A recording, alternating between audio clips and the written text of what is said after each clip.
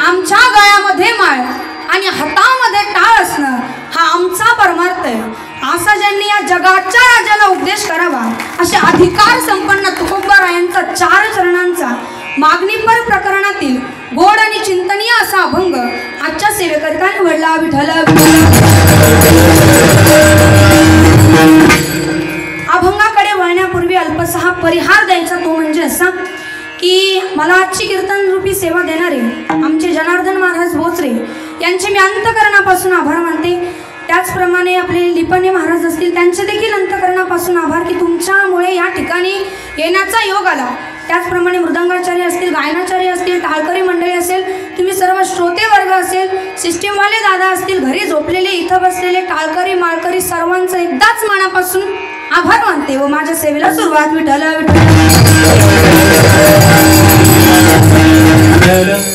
काय सांगतात जगद्गुरु तुकोबराय या अभंगामध्ये, हेची दान देगा देवा तुझा विसरण भावा, की भगवंता आम्हाला तुझ्याकडून काहीतरी मागणं पाहिजे, तुझ्याकडून काहीतरी दान पाहिजे।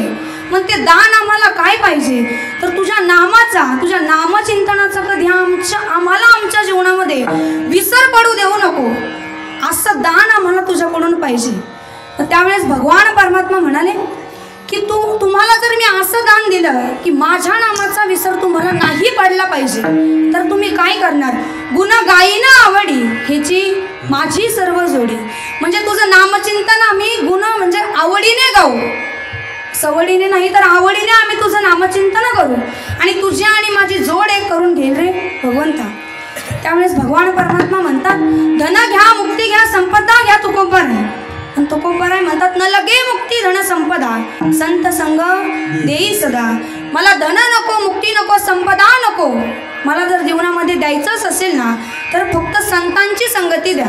आणि शेवटच्या चरणामध्ये तुकोबराय म्हणतात की तुझं नामचिंतन करण्यासाठी आम्हाला या मृत्यू लोकामध्ये जन्म घ्यायचा आहे रे देवा, पण जन्म घ्यायच्या अगोदर त्या गर्भवासामध्ये फार दुःख फार यातना सहन करावं लागतं, ते दुःख मात्र आम्हाला कमी कर। हा झाला आपल्या अभंगाचा सरळ सरळ भावार्थ। आता आपण अभंग सविस्तर पाहू। विठ्ठल थोडा आवाज वाढव। बघा, कीर्तनामध्ये बसल्याच्या नंतर प्रथमतः 3 नियम हे पाळायचे, त्यानंतर पुढील कीर्तनाला सुरुवात होईल।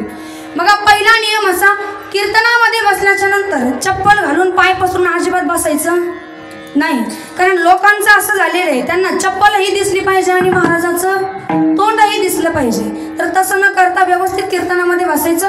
दुसरा नियम असा, कीर्तनामध्ये बसल्याच्या नंतर टेन्शन घेऊन बसायचं नाही, घरून आलात घरचं टेन्शन घरी सोडून द्या, इथं येऊन आनंदाने कीर्तन ऐका। आणि शेवटचा नियम असा, चेहरे नेहमी हसरे ठेवायचे महाराज, कारण देणारा कोण आहे, भगवंत आहे, घेणारा कोण आहे। तुम्हाला टेन्शन घ्यायची गरज आहे का, चिंता करायची गरज आहे, बोलत चला, मुके नाही ना तुम्ही, हा माझं ऐकायची गरज आहे का, विठ्ठल विठ्ठल।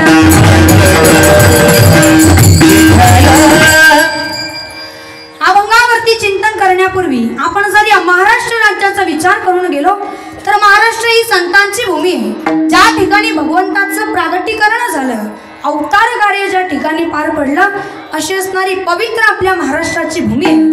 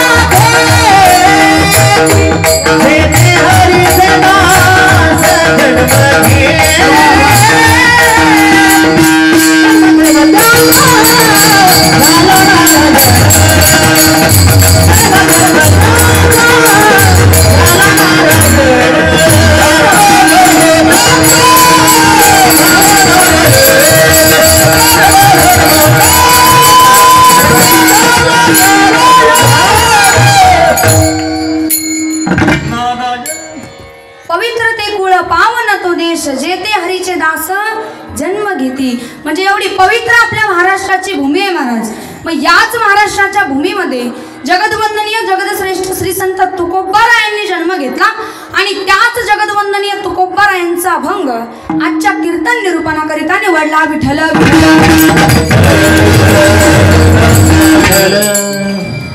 अहो, काय होता माझा जगद्गुरु तुकोबरायांचा अधिकार, ज्यांनी हा 5वा वेद निर्माण केला। तुका सहज बोले वाणी तेथे वेदांत वाहे यमाला सुद्धा थरकाप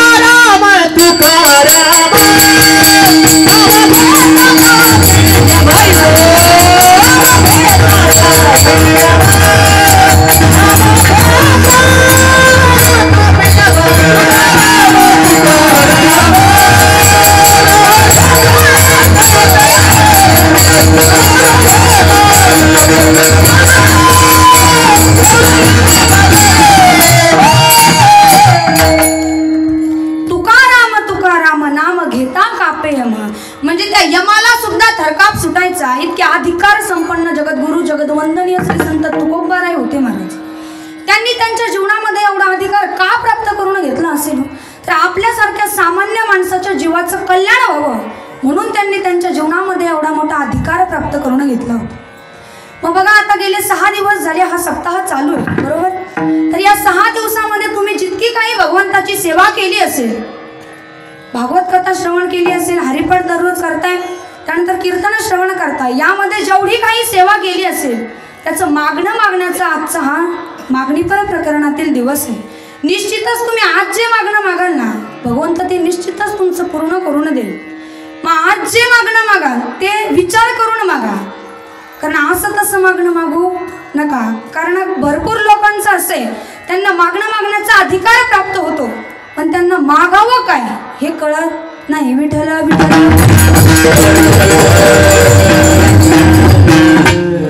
पण मग त्या भगवंताचा स्वभाव देखील असा आहे की घेसी तेव्हा देसी ऐसा अससी उदार. म्हणजे आपल्याकडून काही घेतल्याशिवाय तोही आपल्याला काही देत नाही. तर भगवंताचा बालमित्र सुदामदेव त्यांच्याकडून मुठभर पोहे घेतले, त्यानंतर त्यांना सोन्याची नगरी ही सुदामा ब्राह्मण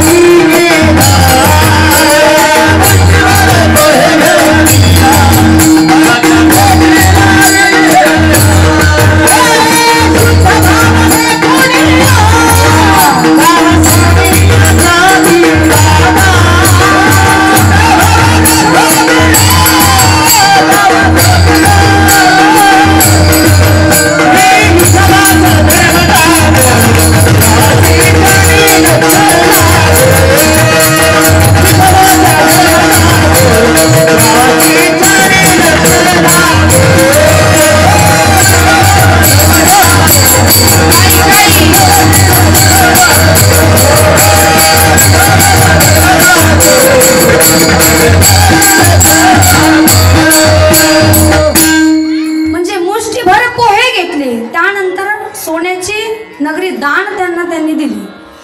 मग बघा आता ज्या द्रौपदी मातेला स्वतःची बहीण मानत होते तिच्याकडून सुद्धा ती भाजीचं पान घेतलं, त्यानंतर पर्वत एवढं अन्न तिला दिलं. म्हणजे सांगायचंय काय की भगवंत हा आपल्याकडून काही घेतल्याशिवाय तोही आपल्याला काही देत नाही. मग बघा जीवनामध्ये जर मागण्याचा अधिकार प्राप्त झाला तर कुणाकडं काय मागणं मागावं हे देखील आपल्याला कळालं पाहिजे. आता बघा एक दृष्टांत तुम्हाला या ठिकाणी सांगून जाईल. बघा एका गावामध्ये एक साधक होता आणि तो इतका हनुमंतरायाचा भक्त होता की प्रचंड. कुठलाही वार असू त्या गावामध्ये भजन असलं की हा हनुमंतरायाचेच अभंग म्हणणार, हनुमंतरायाचेच गाणे म्हणणार, इतका तो हनुमंतरायांचा भक्त होता. हनुमंतराय त्याला एके दिवशी प्रसन्न झाले आणि म्हणाले, बाबा तुला मी या ठिकाणी प्रसन्न झालेलो आहे, तुला माझ्याकडून काय दान मागायचं ते तू माग. आता याने फार विचार केला. हा म्हणाला, हे बघा तुमच्या कृपेने माझ्याकडे सर्व काही आहे, पण मग माझं लग्न झालेलं नाही, तेवढं लग्न मला करून द्या, म्हणजे मला बायको द्या. आता हनुमंतराय म्हणाले, हे बघ मी स्वतः अगोदरचाच ब्रह्मचारी आहे, पण आता मी तुला प्रसन्न झालोय आणि तू माझी एवढी सेवा केलेली आहे तर मी तुला नाराज करू शकत नाही. तू एक काम कर, आमच्या गुरुवर्यांकडे जा. त्यावेळेस आता हा म्हणाला की तुमचे गुरुवर्य कोण? त्यावेळेस हा हनुमंतराय म्हणाले की आमचे गुरुवर्य प्रभू श्री रामचंद्रांकडे तू जा. आता प्रभू श्री रामचंद्रांकडे जा म्हणल्याच्या नंतर हा साधक म्हणाला, प्रभू श्री रामचंद्र मला ओळखतील कसे? त्यावेळेस हनुमंतराय म्हणाले, आपला लेटर पॅड घ्यायचा आणि त्यांच्याकडे घेऊन जायचं आणि सांगायचं हनुमंतरायाचा याच्यावरती सही शिक्का आहे आणि तुम्ही मला बायको द्या. आता हा प्रभू श्री रामचंद्रांकडे गेला. प्रभू श्री रामचंद्रांकडे गेल्याच्या नंतर तो लेटर पॅड प्रभू श्री रामचंद्रांच्या हातामध्ये दिला आणि सांगितलं हनुमंतरायांनी मला या ठिकाणी पाठवले. तो लेटर पॅड वाचून झाल्याच्या नंतर प्रभू श्री रामचंद्र हसले आणि म्हणाले हनुमंतराय या भानगडीत कधीपासून पडायला लागले. पण म्हणले आता हनुमंतरायांचा याच्यावरती सही शिक्का आहे म्हणल्याच्या नंतर आपण याला बायको देणं भाग आहे. सुंदर सुशील अशी मुलगी याला दिली. 2, 3, 4 महिने लग्नाला झाले. या साधकाने ठरवलं आता पंढरपूरच्या वारीला जायचं. तर पंढरपूरच्या वारीला जायचं म्हणल्याच्या नंतर त्याच्या बायकोने देखील हट्ट केला की मला देखील तुमच्या बरोबर पंढरपूरच्या वारीला यायचंय. हा म्हणाला हे बघ त्या पंढरपूरच्या वारीला खूप जास्त गर्दी असते. आपण जर हुकलो चुकलो तर एकमेकांना आपण सापडणार नाही.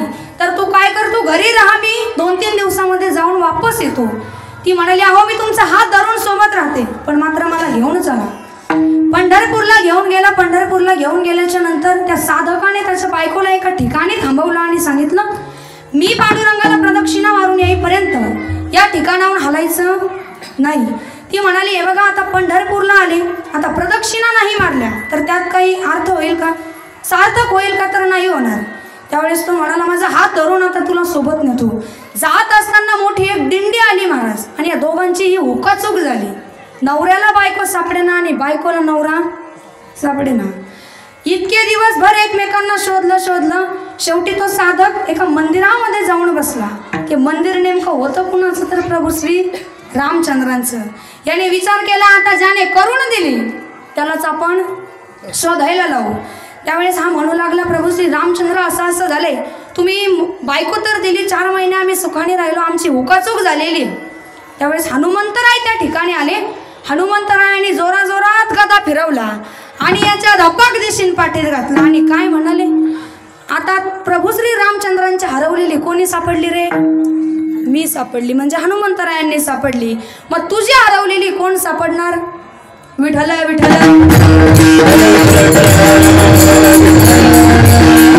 म्हणजे मला या प्रसंगातून सांगायचंय काय की आपल्याला मागण्याचा अधिकार जरी प्राप्त झाला तरी कुणाकडं काय मागावं हे सुद्धा माणसाला कळायला पाहिजे. मग जगद्गुरु तुकोबराय म्हणतात मग मागण्याचा अधिकार जर आम्हाला प्राप्त झालेला आहे ना आणि आम्हाला जर तुमच्याकडून मागणं पाहिजे, दान पाहिजे ना, तर असं दान दे देवा. तेच अभंगाचं प्रथम चरण. हे दान देवा देवा, हे दान देवा देवा, हे दान देवा देवा, हे दान देवा देवा.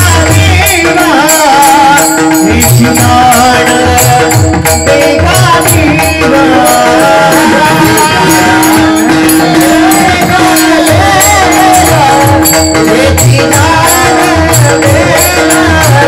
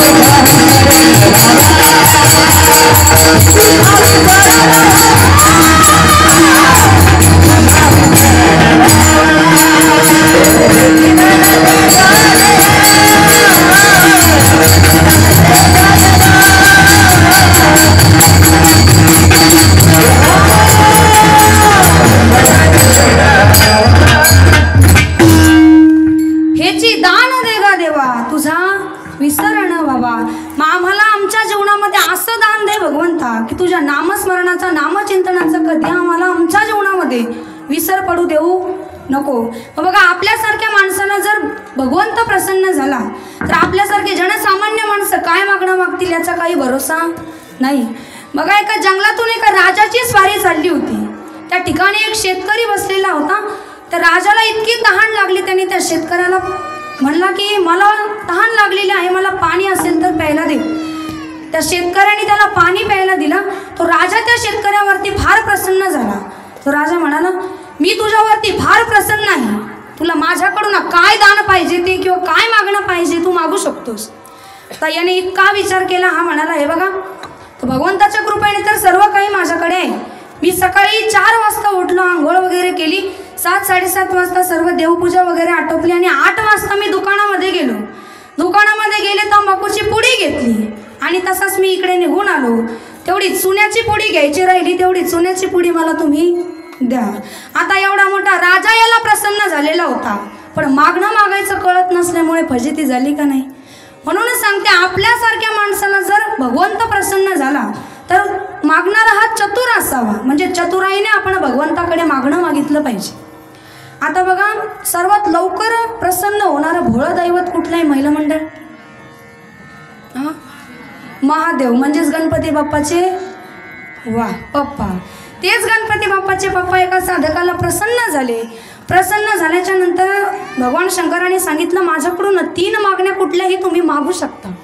तर 3 मागण्या मागू शकता म्हणल्याच्या नंतर हा जरा बायकोचा ऐकणाऱ्यांमधला होता. हा म्हणाला, भगवान शंकर तुम्ही नक्की भगवंताचा आहात ना? त्यांनी कन्फर्म केलं. कन्फर्म केल्याच्या नंतर म्हणाला, 1 मिनिट थांबा, मी माझ्या बायकोला घरी जाऊन विचारून येतो की मला तुमच्याकडे काय मागणं मागायचं. तो पळत पळत घरी गेला. घरी गेल्याच्या नंतर म्हणाला की मला भगवान शंकर प्रसन्न झालेले, आता काय मागणं मागू सांग. त्यांनी 3 मागण्या मला मागायला सांगितलेल्या आहे.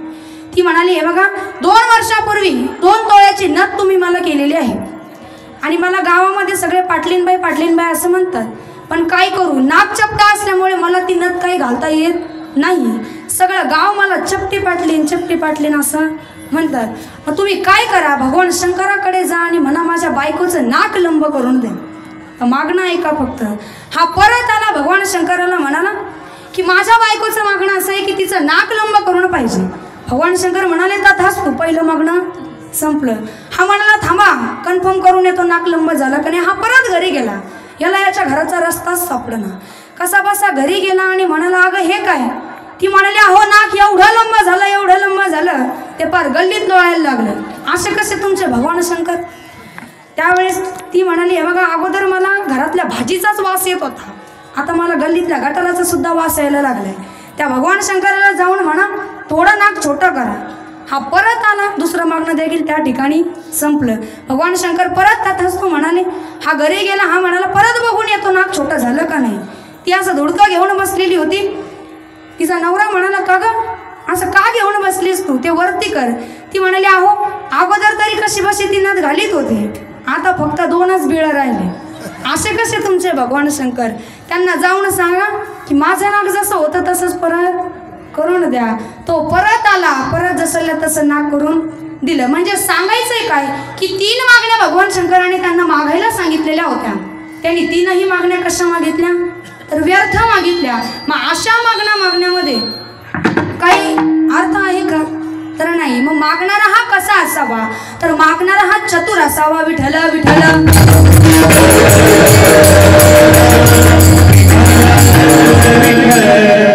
मग तुकोबाराय म्हणतात मागणारा हा चतुर असावा. तर मग मी तुमच्याकडे काय मागितलं तर तुमच्या नामस्मरणाचा नामचिंतनाचा आम्हाला कधीच आमच्या जीवनामध्ये विसर पडू देऊ नका. मग भगवंत म्हणतात की मी जर तुला असं मागणं दिलं, दान दिलं तर तुम्ही काय करताल तर तुकोबाराय म्हणतात की आम्ही तुझं आवडीने गुण गाऊ. गुण गाईन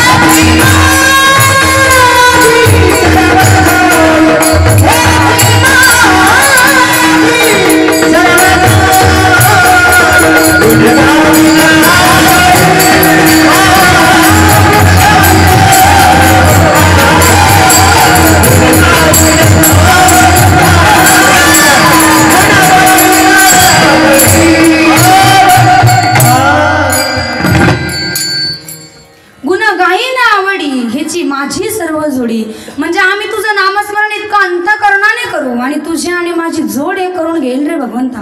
मग आता मला सांगा, आवडीने भगवंताचं नामस्मरण कुणी केलं हो? तर काय ते माझ्या शबरी मातेचं नामस्मरण होतं.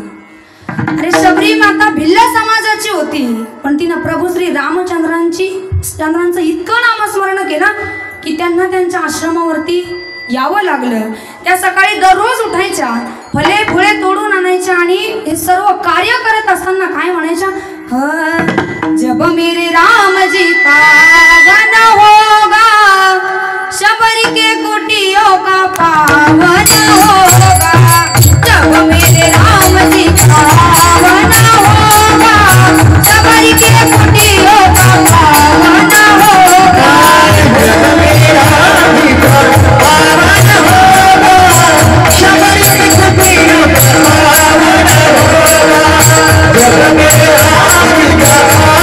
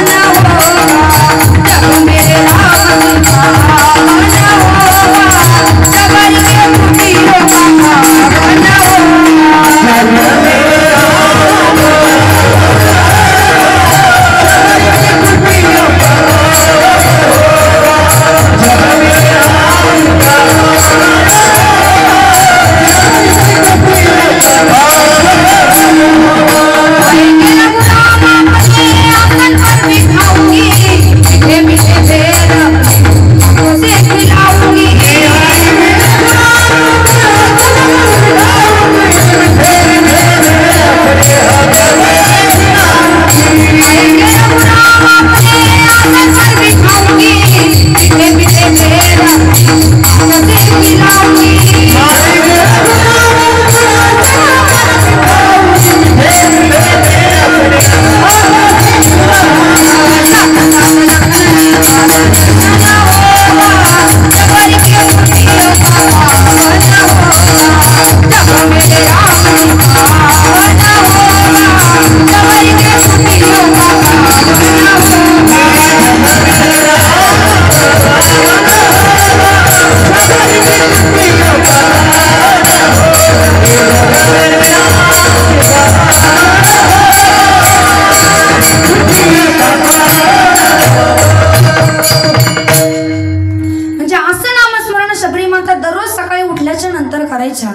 एक वेळेस लक्ष्मण राम प्रभू श्री रामचंद्रांना म्हणाले की आपल्या जर 3 माता आहे तर तुम्ही सारखं सारखं त्या चौथ्या मातेचं नाव काढता, त्या चौथ्या माता कुठल्या आहे?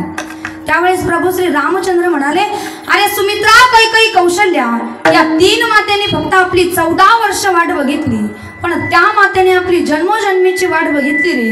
चला आपण आज तिला भेटण्याकरिता आपल्याला जायचे आहे. हे दोघेही जण शबरी मातेच्या आश्रमावरती गेल्याच्या नंतर शबरी मातेचं नामस्मरण हे सुरू होतं. श्रीराम जय राम जय जय राम, श्रीराम जय राम जय जय राम.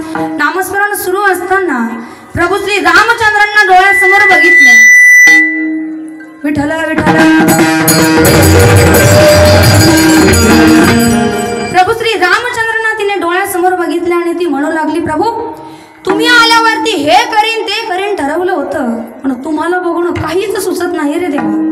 त्यावेळेस प्रभू श्री रामचंद्रांनी म्हणावं, अगं आतापर्यंत आमच्यासाठी जन्मोजन्मी तूच खूप काही केलंस ग माते, आता जे आहे ते आम्हाला करू दे.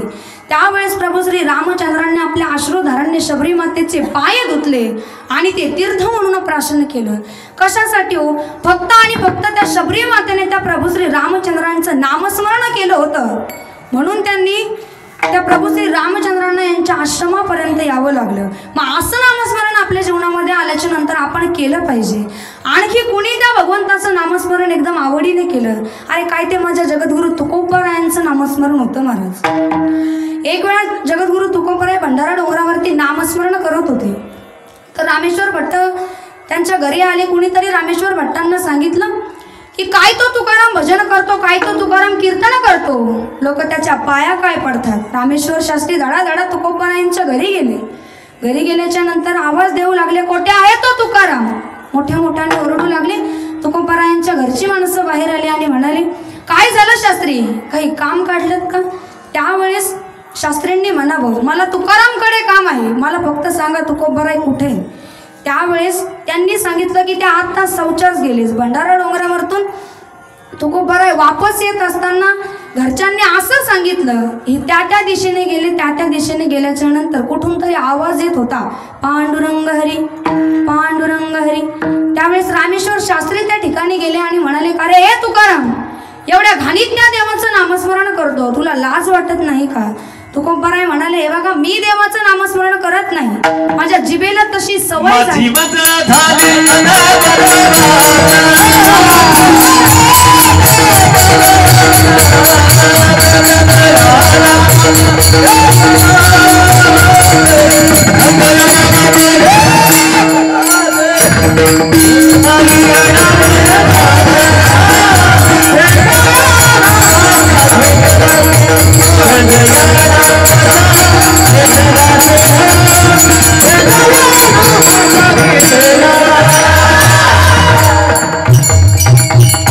माझी मज झाली अनावर वाचा, छंद या नामाचा घेतलासे. म्हणजे मी भगवंताचं नामस्मरण करत नाही, तर माझ्या जिभेला तशी सवय झालेली आहे. त्यावेळेस रामेश्वर शास्त्रींनी म्हणावं, थांब, तुझी जीभ ओढून बाहेर काढतो. जीभ ओढून बाहेर काढल्याच्या नंतर आतून सुद्धा आवाज येत होता, श्री विठ्ठल, श्री विठ्ठल. त्यावेळेस रामेश्वर शास्त्रींना कळालं, हा कोणी साधारण पुरुष नाही, हा साक्षात विष्णूचा अवतार आहे.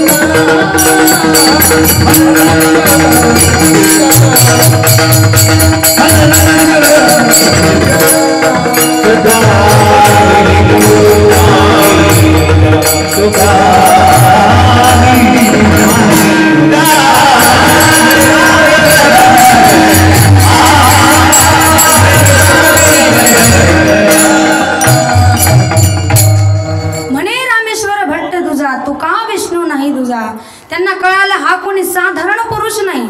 ते तुकोबारायांच्या चरणावरती साष्टांग दंडवत घेऊ लागले, करा क्षमा अपराध महाराज तुम्ही सिद्ध.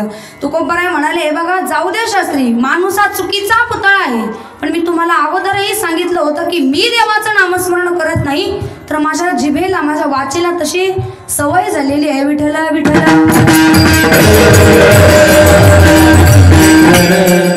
बघा, म्हणून सांगते, जीवनामध्ये आल्याच्या नंतर नामस्मरण हे फार महत्वाचं आहे. ज्यांनी नामस्मरण केलं तो स्वर्गात गेला आणि स्वर्गात वैकुंठात गेले, आणि ज्याने नाही केलं ते तुम्हाला माहिती आहे.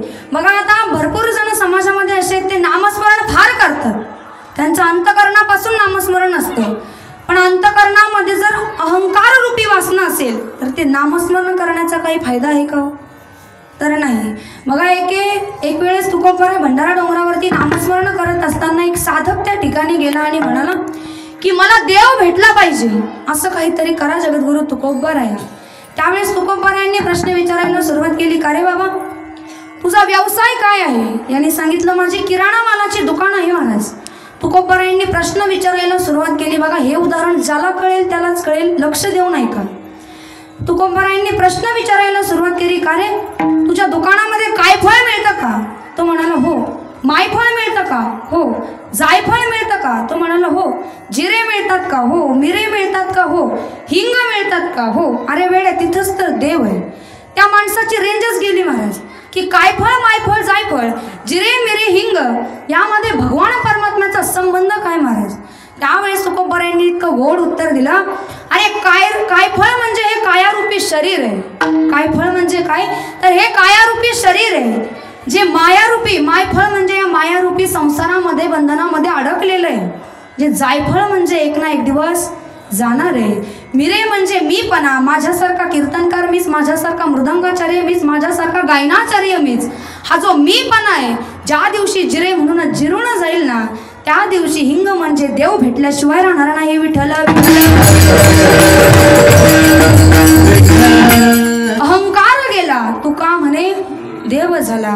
मग आपले लोक नामस्मरण फार करतात, पण मग एक चुकतं की ते मिनिटाला त्यांची भक्ती बदलतात महाराज.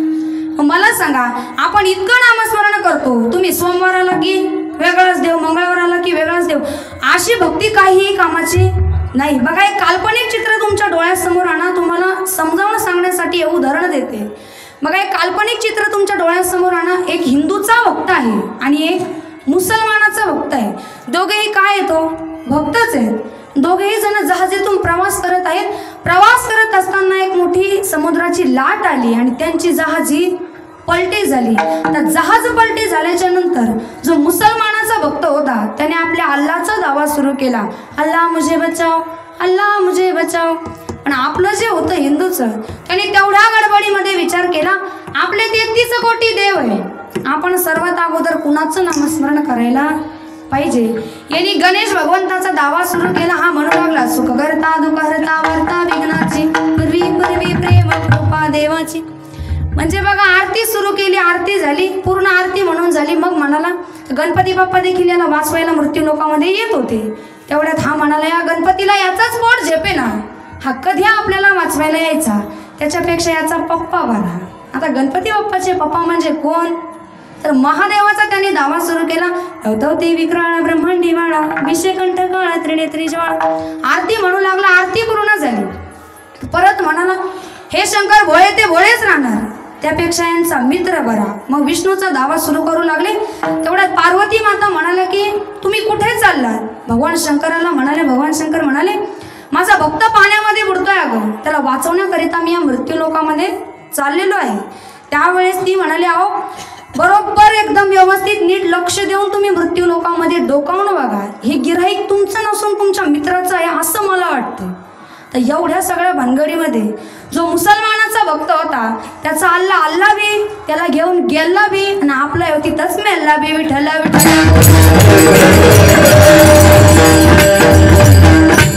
म्हणजे सांगायचंय काय की एकतत्व नामस्मरण जीवनामध्ये आल्याच्या नंतर करत चला, कारण एकतत्व नामस्मरणाच्या साधनाला द्वैताची बाधा ही कधीच बांधत नाही. बघा, आपण जर एकतत्व नामस्मरण केलं त्यावेळेस आपण खरे जिज्ञासू भक्त ठरतो. संत देखील वर्णन करतात, भक्त ऐसे जाण जेथे ही उदास, गेले आशापाश निवारोणी.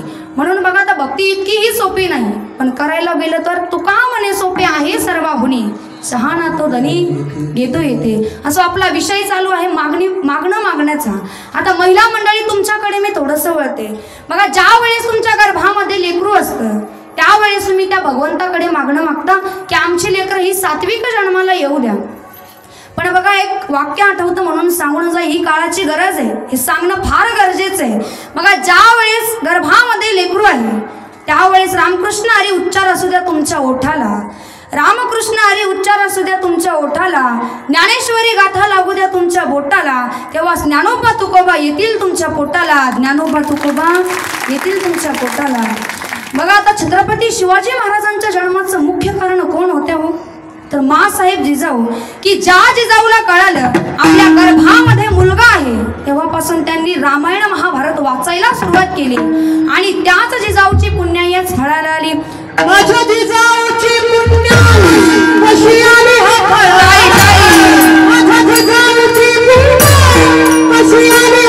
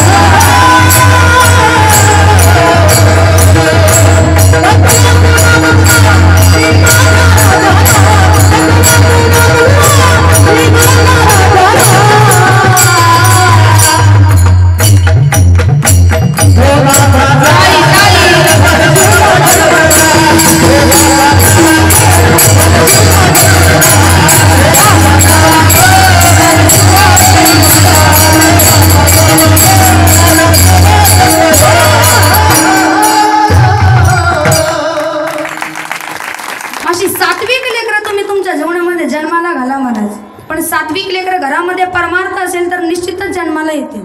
आता छत्रपती शिवाजी महाराजाकडे काय एका जातीची लोक होती का? तर सात्विक लेकर जन्माला आले म्हणून सांगते बघा.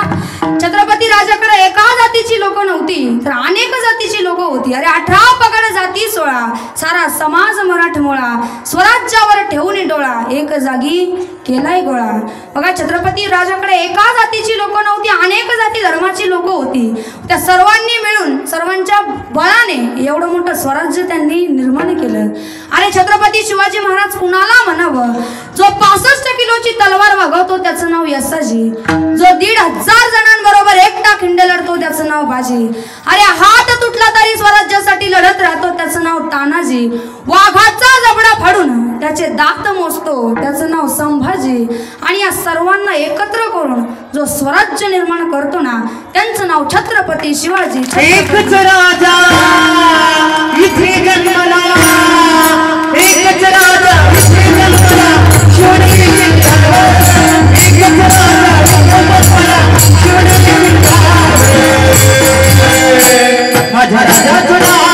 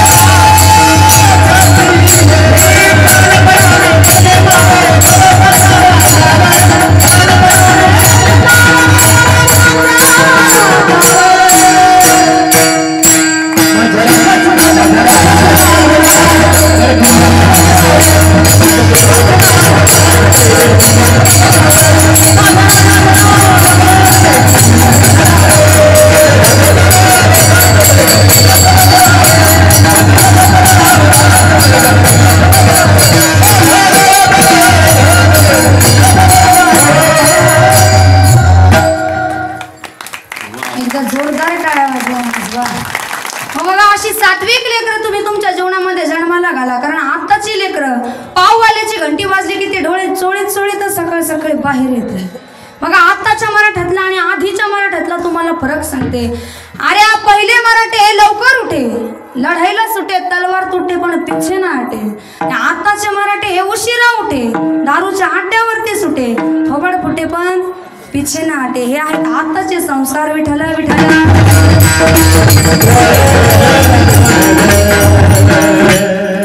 असं तुकोबाराय म्हणतात की दुसऱ्या चरणामध्ये तुकोबाराय म्हणतात की आम्ही तुझं नामस्मरण इतका आवडीने करू आणि तुझा आणि माझे काय करून घेऊ, जोड एक करून घेऊ रे देवा. मग त्यावेळेस भगवंत तुकोबारायांना म्हणतात की मग धन घ्या, संपदा घ्या, मुक्ती घ्या ना देवा, मुक्ती घ्या ना महाराज. त्यावेळेस गुरु तुकोबाराय म्हणतात धन संपदा मुक्ती या सर्व गोष्टी नाश पावणाऱ्या आहे, पण तुझं नामस्मरण केलेलं हे नाश पावणार कधीच नाही. म्हणून आम्हाला धन नको, मुक्ती नको, संपदा नको. द्यायचंच असेल ना जीवनामध्ये तर तेच अभंगाचं तृतीय.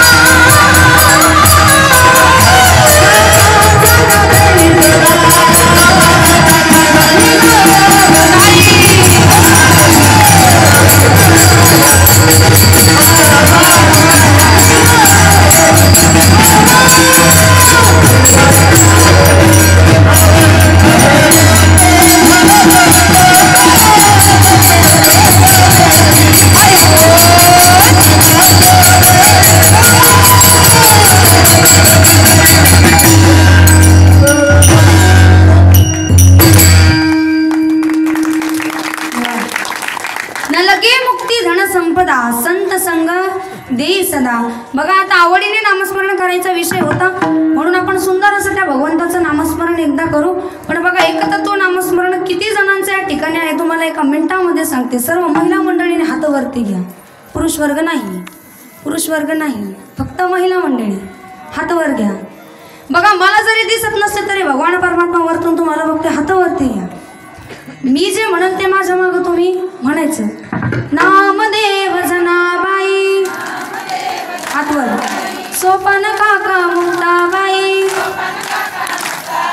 नामदेव जनाबाई. सोपान काका मुक्ताबाई हातवर. नामदेव जनाबाई.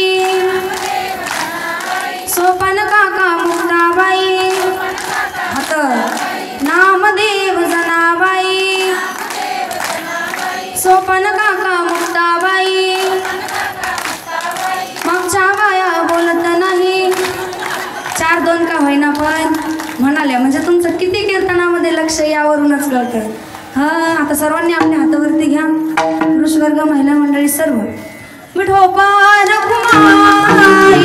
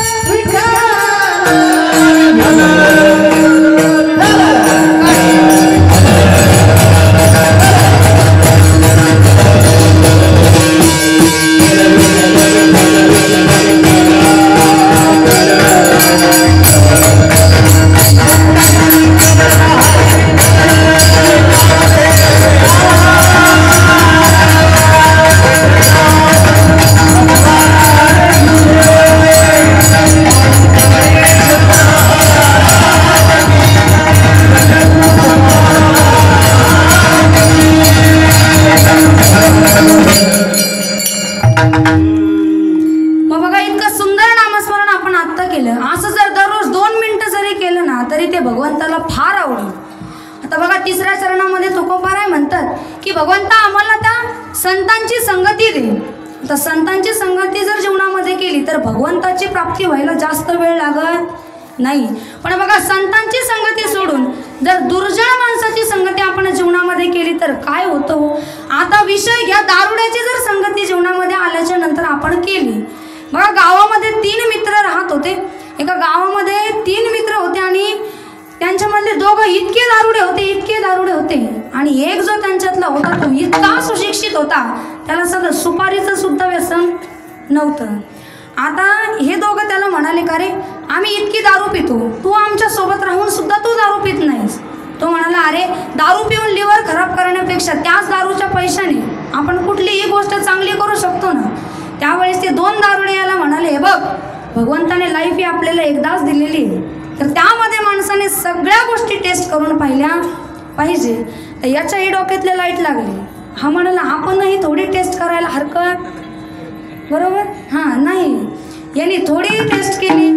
पहिल्या दिवशी पिला, दुसऱ्या दिवशी पिला, असं करत करत हा वर्षभर पिला. इतकी सवय लागली.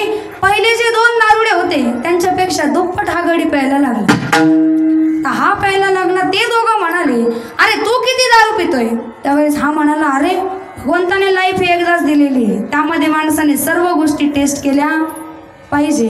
मग या तिघांमध्येही एक दिवशी असा प्लॅन झाला की आपण काय करायचं, तर रात्री बोकड्याची पार्टी करायची. आता या तिघांनीही ठरवलं.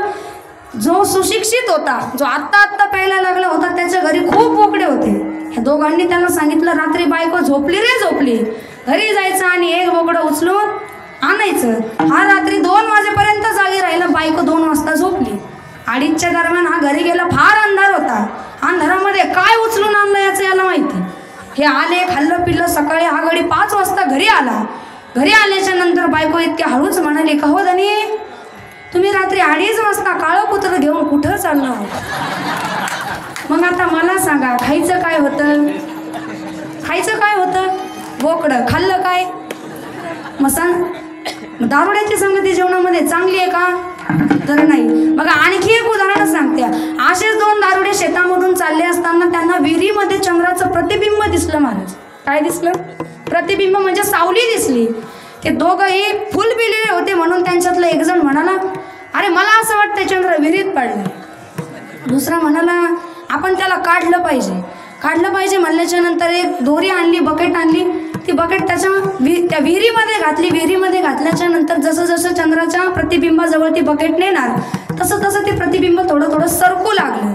त्यावेळेस त्यांच्यातलं एक जण म्हणाला, हा चंद्र जरा जास्त चपळ आहे मला असं वाटतं. स्पष्ट भाषेत म्हणाला. त्याच्यानंतर दुसरा म्हणाला, अरे तो किती जरी चपळ असला तो एकटा आहे, आपण दोघं आहे. कारण फुल पिलेले होते नाही. यांनी जशी बकेट आतमध्ये घातली तशी वर केली.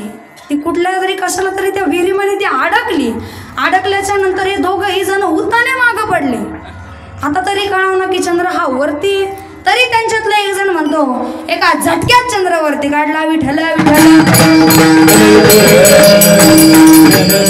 मग मला सांगायचंय काय की जीवनामध्ये संतांची संगती ही फार महत्वाची आहे. भले तुम्ही संतांची संगती करू नका, पण चांगल्या व्यक्तीची संगती जीवनामध्ये आल्याच्या नंतर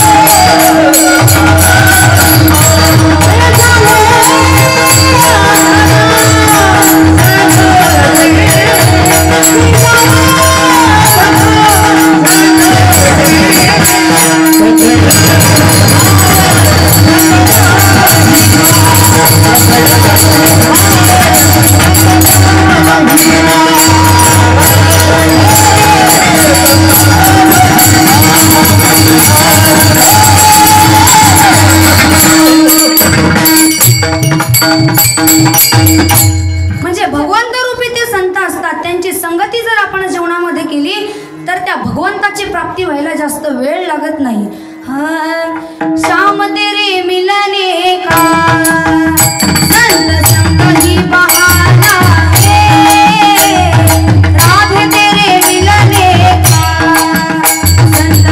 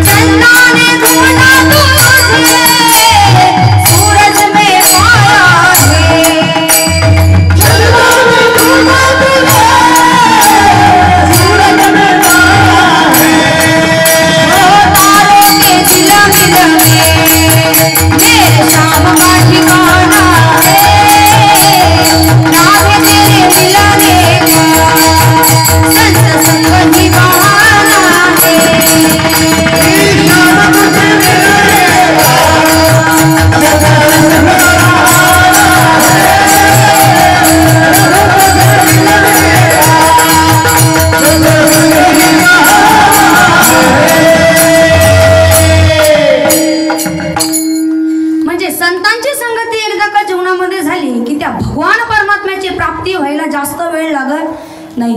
बघा आता आपल्या कीर्तनाची नियोजित वेळ ही संपत आलेली आहे, पण त्या अगोदर मी तुम्हाला 4 गोष्टी काहीतरी हिताच्या सांगून जाते. मग संपूर्ण कीर्तन विसरलं तरी सुद्धा चालेल, पण मात्र या 4 गोष्टी कधीही विसरायच्या नाही. बघा पहिली गोष्ट अशी, जीवनामध्ये आपण या मृत्यू लोकामध्ये जन्म घेतलाय ना, तर कधीही त्या भगवान परमात्म्याचं नामस्मरण तुम्ही जीवनामध्ये सोडू नका. कारण भगवान परमात्म्याचं नामस्मरण जर सोडलं तर जीवनाचं वाटोळं झाल्याशिवाय राहणार नाही. बघा नाथराय संत म्हणतात की तुम्ही, त्या संत सारखे सांगतात की तुम्ही नामस्मरण करा, नामस्मरण करा. त्यांचं काही जाणार आहे का आपण नामस्मरण केलं आणि किंवा नाही केलं तर? पण बघा नाथराय अतिशय गोड सांगतात, हे जरी नाही कळलं तरी दुसरा येईल, हे जरी नाही कळलं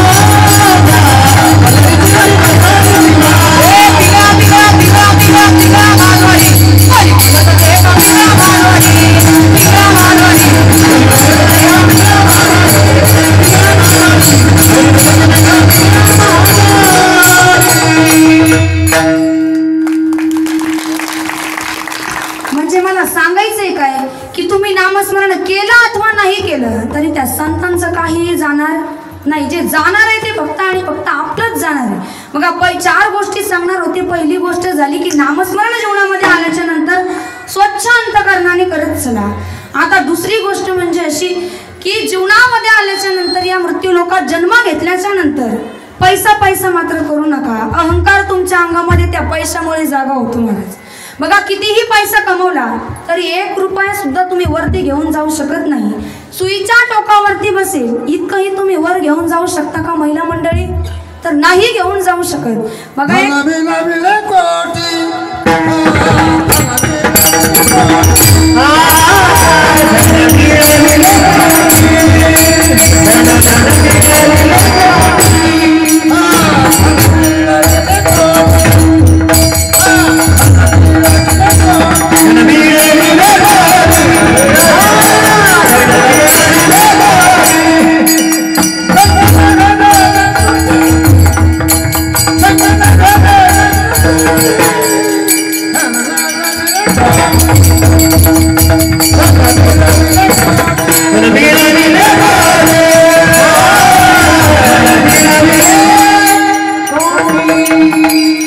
म्हणजे तुम्ही कितीही धन मिळवलं कितीही काही केलं तरी सुईच्या टोकावरती बसेल इतकंही तुम्ही तुमच्या सोबत वरती घेऊन जाऊ शकत नाही. बघा इसवी सन पूर्व सिकंदर नावाचा राजा होऊन गेला महाराज. त्या राजाकडे इतकी संपत्ती होती, इतका पैसा होता, तो प्रत्येक महिन्याला 1 कोटी संपत्ती कमवायचा आणि 1 झेंडा भगवा कलरचा आपल्या राजवाड्याच्या वरती तो लावायचा.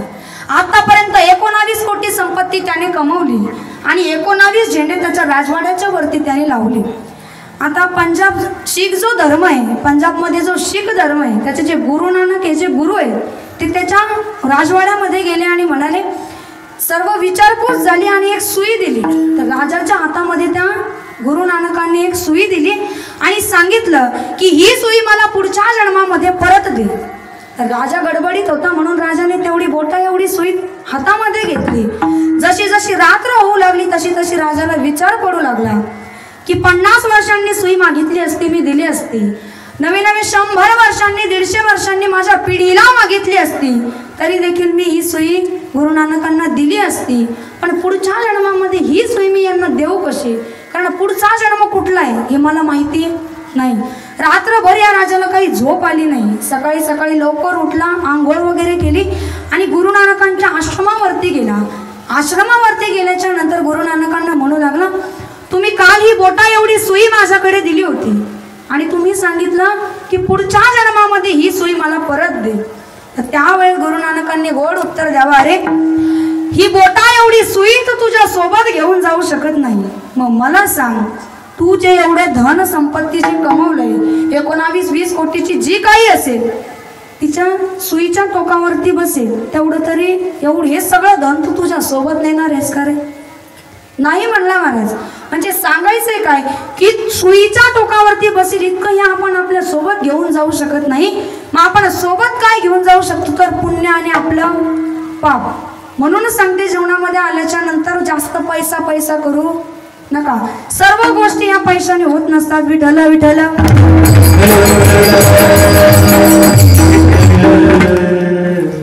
आता तिसरी महत्वाची गोष्ट अशी की जीवनामध्ये आल्याच्या नंतर आई वडिलांना कधी विसरू नका महाराज. आई वडील या आपल्या जीवनामध्ये काय आहे. ज्याला आई नाही ना त्याला विचारा आई म्हणजे काय.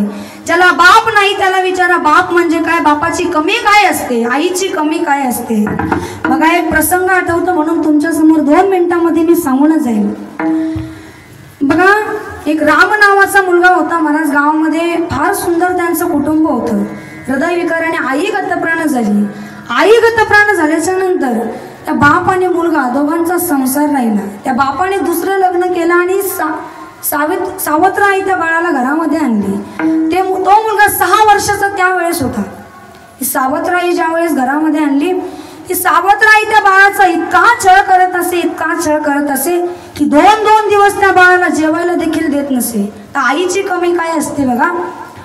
त्या बाळाला एक दिवशी तिनं सांगितलं की माझ्या सर्व साड्या घ्यायच्या आणि स्वतःच्या हाताने इस्त्री करायची. आता मला सांगा त्या 6 वर्षाच्या बाळाला काय ती इस्त्री जमणार आहे का?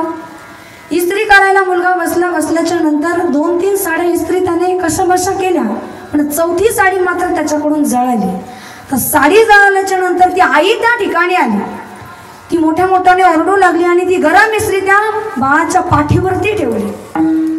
त्या बाळाच्या मुखातून शब्द निघू लागले, कशाला गेली आई स्वर्गाला, कोण वागवेल तुझी या बाळाला, कशाला गेली आई स्वर्गाला,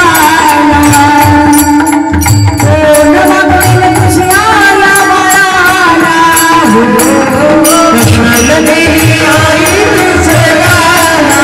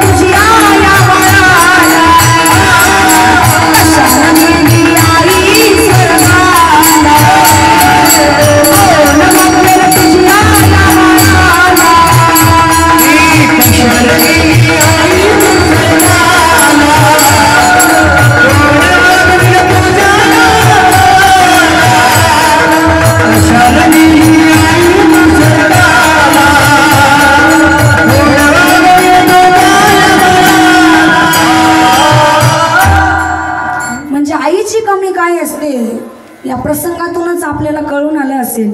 अरे जी डोळे मिटून प्रेम करते ती प्रियसी असते, जी डोळे मिटल्यासारखी प्रेम करते ती बायको असते, आणि जी डोळे मिटेपर्यंत प्रेम करते ना दादा ती फक्त आणि फक्त आपली आई असते, फक्त आणि फक्त आपली आई असते. ज्याप्रमाणे जीवनामध्ये आईचं महत्व आहे त्याचप्रमाणे जीवनामध्ये बापाचं देखील तितकंच महत्व आहे. त्या बापासाठी मला एकच म्हणावं असं वाटतं, जिजो जिजो संसाराचा गाडा हरला रे, होता मध्ये हसू जरी कणावा कला रे, उरामध्ये माया ज्याच्या काळ्या विभावानी दाखविना कधी कुणा डोळ्यातलं घडीभर तू थांब जरा ऐकताची तापड लई अवघड है गड्या उमगाया बापर, उमगाया बापर लई अवघड है गड्या उमगाया बापर, उमगाया बापर. बाप स्वाभिमानी बाना बाप कनखर कना, बाप स्वाभिमानी बाना बाप कनखर कना, त्याच्या काळजात सुद्धा मायाळूची संवेदना. बाप पहाडाची छाती त्याच हृदय गुलाब, बाप पहाडाची छाती त्याच हृदय गुलाब. त्याच्या कष्टाच्या भावाने हिरा मोत्याचा रुबाब, त्याच्या कष्टाच्या भावाने हिरा मोत्याचा रुबाब. असा असतो तो म्हणजे आपला बाप महाराज. म्हणून सांगते जीवनामध्ये आल्याच्या नंतर आई वडिलांना कधीही विसरू नका. कारण बघा तुम्हाला जर खऱ्या अर्थाने असं वाटत असेल ना की त्या आई वडिलांची आपण सेवा करावी तर आपल्या भारतातून पहिले वृद्धाश्रम हे बंद झाले पाहिजे, तेव्हा जाऊन कुठं त्या आई वडिलांची खरी सेवा होईल असं मला वाटतं. असो आपल्या कीर्तनाची नियोजित वेळ ही संपलेली आहे, तरी मला या ठिकाणी ज्यांनी आमंत्रित केलं असे असणारे आमचे लिपाणे महाराज असतील, जनार्दन महाराज असतील, त्यांचे देखील अंतःकरणापासून मी आभार मानते. मृदंगाचार्य हरिभक्त परायण रामेश्वर रामेश्वर महाराज भालेराव यांची देखील अंतकरणापासून आभार मानते. फार सुंदर सत्संगत तुम्ही या ठिकाणी मला केली. त्याचप्रमाणे गायनाचार्य हरिभक्त पारायण दीपक महाराज असतील, त्याचप्रमाणे आमचे गौरव महाराज असतील, तुम्ही दोघं टाळकरी मंडळी असेल, आमचे दोन्ही बाबा असतील, त्यांचे देखील अंतकरणापासून आभार मानते. त्याचप्रमाणे सिस्टीमवाले दादा असतील, तुमच्या एका सिस्टीमच्या 100 सिस्टीम हो अशी माऊलींच्या चरणी प्रार्थना करते. फार सुंदर तुमची सिस्टीम होती, तुमचे देखील अंतकरणापासून आभार मानते. त्याचप्रमाणे आमचे डवणे काका माझ्या कीर्तनाला आवर्जून उपस्थित राहिले, त्यांचे देखील अंतकरणापासून आभार. तसेच आमच्या आशाताई असतील, सर्वांच्या अंतकरणापासून आभार. आमचे अर्जुन दादा असतील, त्याचप्रमाणे माझा भाऊ असेल, त्याचे देखील अंतकरणापासून आभार. व तुम्ही सर्व श्री स्वामी समर्थ नगर बरोबर ना, सर्व तुम्ही श्रोते मंडळी असेल, तुमचे देखील अंतकरणापासून आभार मानते.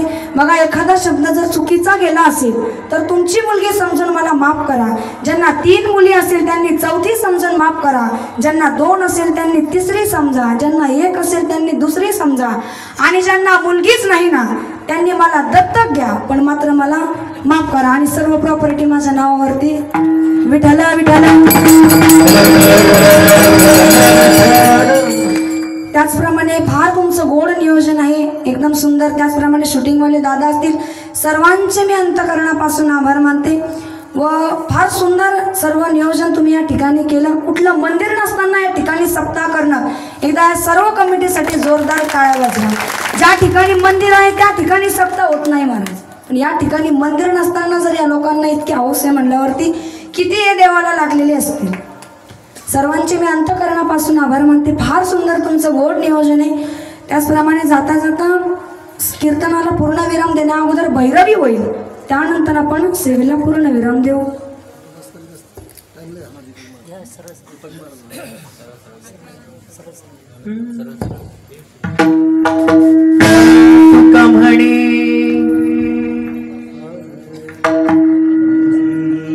तुका म्हणे गरीबवासी, तुका म्हणे गरीबवासी,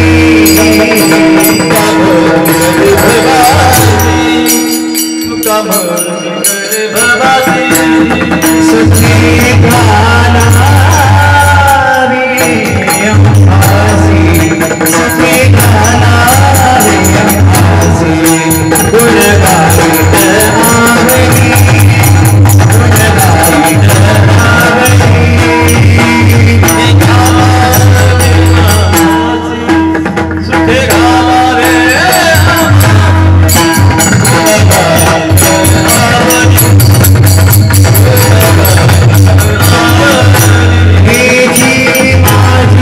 सर्व जोडी